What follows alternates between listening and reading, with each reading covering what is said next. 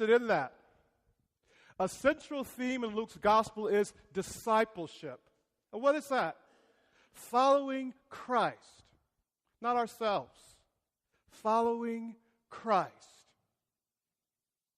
It would have been very easy in this gospel for Jesus to be absolutely hard-nosed. He does call them fools, but he's not hard-nosed. What does it say? They're walking to Emmaus. And Scripture scholars are very confused about whether Emmaus was a real place or not. Some say it was a resort town.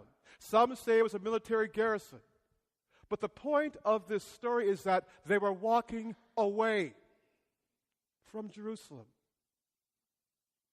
Walking away.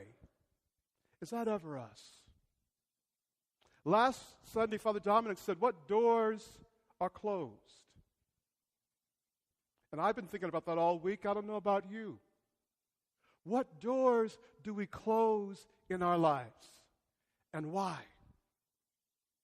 And the other part of the question is it helpful to close certain doors? It probably is. But it's probably also helpful to open doors. If we close doors to life and love, shame on us, because we don't have it. But the beauty of this story is that even though the disciples were fearful and they were walking away from life and love and promise, very consistent with Luke, Jesus is following them. Remember that story in the Gospel of Luke? What if 99 stay together and one little crazy one goes away? Who does God go after? Also in Luke, the prodigal son or the prodigal daughter. Give me, give me, give me, give me, give me my money, my privacy, and my life. And God says, okay, take it. It gets squandered. Living with pigs, eating pig food. At the bottom. God has every right to judge. But what do we hear in that story of the prodigal father?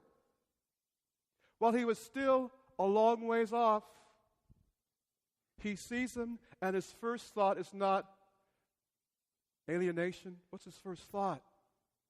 Reconciliation. His heart is moved with pity. He runs to him, embraces him, and says, I don't want to hear your excuses. I just want you to be home. It's the same thing in today's gospel.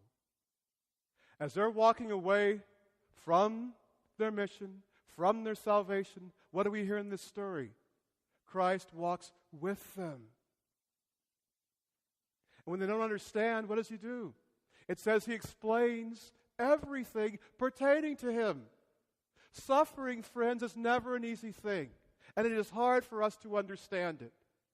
But it sure is helpful when someone can be with us and sit with us and to help us to understand why sometimes we have to make that journey that is never pleasant.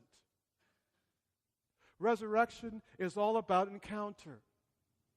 And these disciples are encountering a deeper love even through death. And that's the message to us.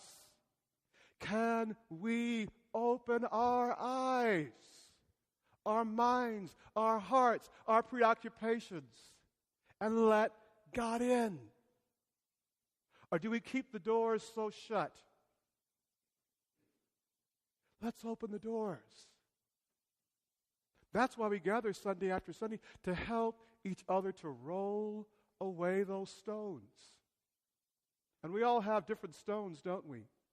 That others put on us, or that we put on ourselves.